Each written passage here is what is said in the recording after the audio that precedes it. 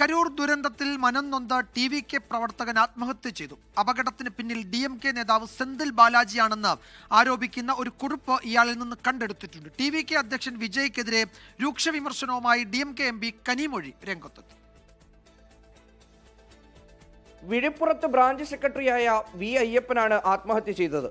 അപകടത്തിന് പിന്നാലെ മനോവിഷമത്തിലായിരുന്ന അയ്യപ്പന്റെ മൃതദേഹത്തിനരികിൽ നിന്ന് അപകടത്തിന് പിന്നിൽ DMK നേതാവ് സെന്തിൽ ബാലാജിയാണെന്ന് ആരോപിക്കുന്ന കുറിപ്പ് കണ്ടെത്തി. സെന്തിൽ ബാലാജിയുടെ നിർദ്ദേശപ്രകാരം പോലീസ് പരിപാടിക്ക് വേണ്ട സുരക്ഷയൊരുക്കിയില്ലെന്നാണ് ആരോപണം.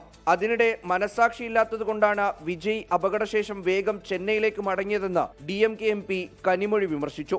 TVK നേതാക്കൾ ആരും ആശുപത്രിയിലെത്തിയില്ല. அடிப்படையில எல்லாரும் மனிதர்களாக செயல்பட வேண்டும்.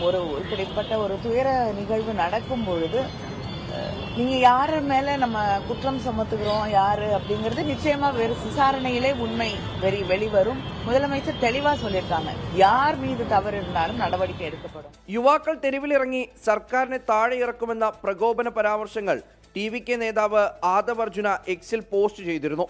പ്രതിഷേധം കനത്തതോടെ പോസ്റ്റ് പിൻവലിച്ചു. അതേസമയം പാർട്ടി പരിപാടികളൊന്നും ഉടൻ വേണ്ടെന്നാണ് പ്രവർത്തകർക്ക് നേതൃത്വം നൽകിയിട്ടുള്ള നിർദ്ദേശം. TVKയുടെ കരൂർ ഈസ്റ്റ് ജില്ലാ കമ്മിറ്റി ഓഫീസ് അപകടശേഷം തുറന്നിട്ടില്ല. BJPയുടെ പ്രതിനിധി സംഘവും AICC general secretary KC വേണുഗോപാലും കരൂരിലെത്തിയിട്ടുണ്ട്. 24 Chennai. ലോകത്തെവിടെയായാലും ഏത് സമയത്തും 24 വാർത്തകളും ഓഗ്മെന്റഡ് റിയാലിറ്റി പാക്കേജുകളും എക്സ്പ്ലെയിനറുകളും വിശദമായി കാണാൻ ഞങ്ങളുടെ YouTube ചാനൽ നിങ്ങൾക്ക് സബ്സ്ക്രൈബ് ചെയ്യാം.